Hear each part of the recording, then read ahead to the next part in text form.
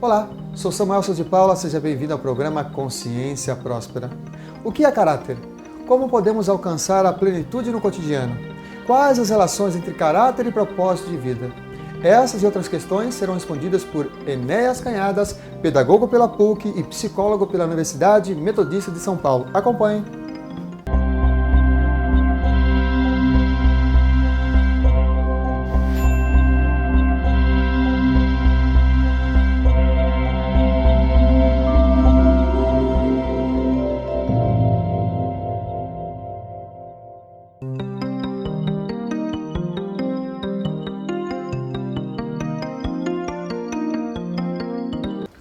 Então, o caráter para James Hillman, no livro A Força do Caráter, vai numa direção diferente do que nós entendemos por caráter, que seria um conjunto de traços e muito misturados com os julgamentos morais. Para ele, para o Hillman, caráter é ele vai se constituir pleno no final da vida, isto é, mostrando cada vez mais o indivíduo como ele é. E aí é que não entra o julgamento moral, porque nós podemos ser bons, maus, corruptos, honestos, etc. E isto será o nosso caráter plenificado cada vez mais durante os anos da nossa vida. A moral é que classifica isto em bom, ruim, reprovável, aceitável, elevado, rebaixado e assim por diante.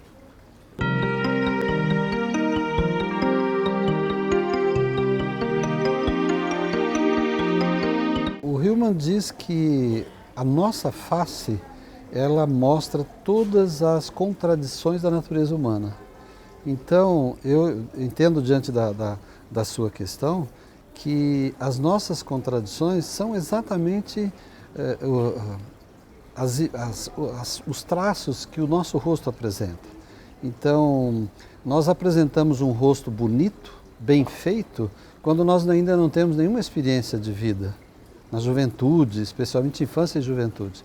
E apresentamos um rosto cheio de defeitos, entre aspas, cheio de falhas, quando nós já temos todas as experiências. Então, se nós pararmos um pouquinho para pensar, né, nós deveríamos apresentar as coerências na juventude e as incoerências ou as contradições na velhice. E, no entanto, ele diz, não, é exatamente isto que nós somos, as nossas contradições.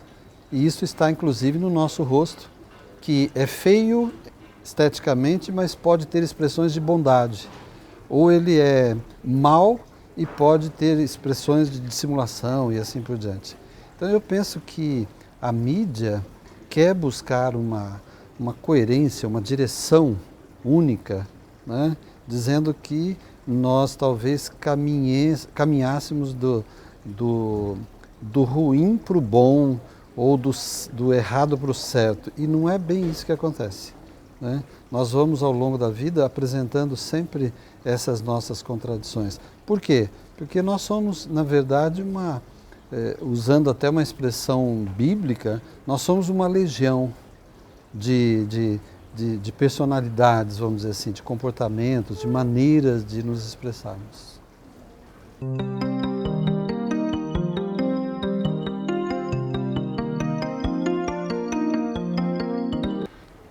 Então é interessante essa questão, né? Porque, primeiro, nós não podemos confundir propósito com objetivos.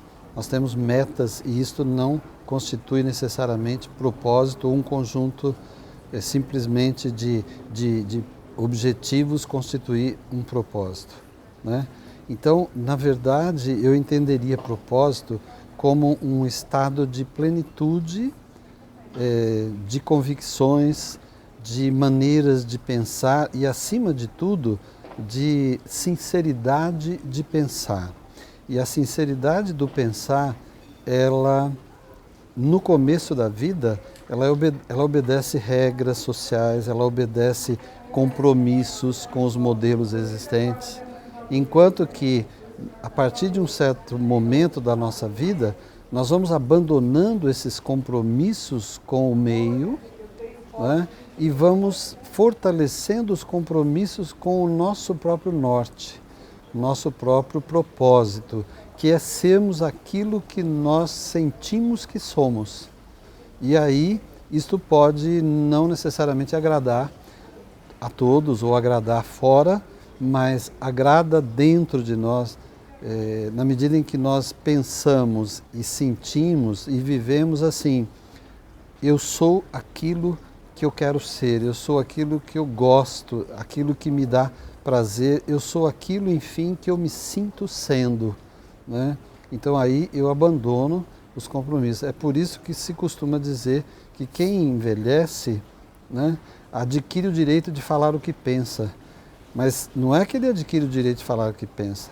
Ele toma posse de se sentir e poder falar o que sente, o que é e o que pensa.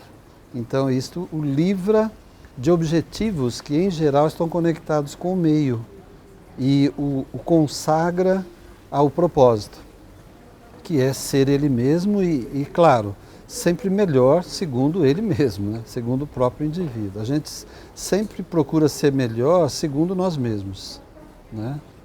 Dá para a gente lembrar do Saramago, quando ele escreve o Evangelho segundo Saramago, né?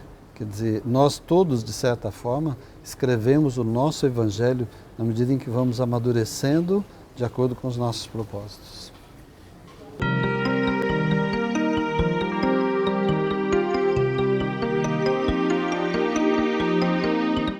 Primeiro, penso que no consultório, uma das dificuldades é nós vermos a nossa face, né? E a gente pensa que contando para o terapeuta, né, ele vai ver a nossa face. E não é bem assim. Quando eu falo com o terapeuta, eu apenas compartilho aquilo que eu sou.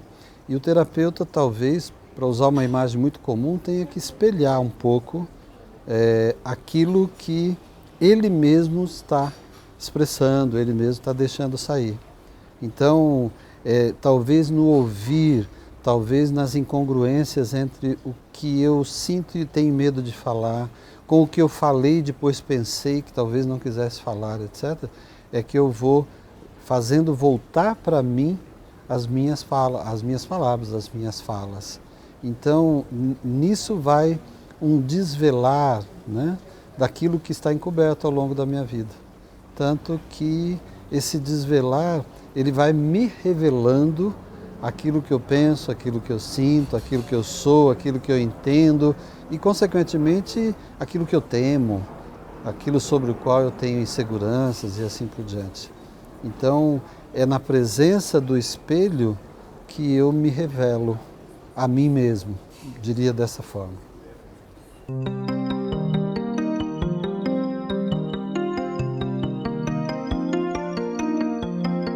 Eu tenho vivido bastante impressionado com essa ideia de que o nosso caráter vai se tornando pleno ao longo da vida, né? Então, de certa forma, deixamos o compromisso de sermos bons e certinhos e podemos ter o compromisso de nos tornar sempre melhores e mais plenos, independente de sermos certinhos tal, ao longo da vida. Então, isto dá um valor diferente para as nossas vivências, para as nossas experiências, para aquilo que a gente fala sobre a vida. Então, a mensagem dentro desse nosso assunto seria essa, né? Vá tomando consciência e posse do que você é, isto é, do seu caráter, que ele deverá se tornar muito mais pleno do que é hoje. E se as pessoas quiserem um contato, meu e-mail é o eneasmc, Eneas, M de Maria, C de casa, @uol.com.br.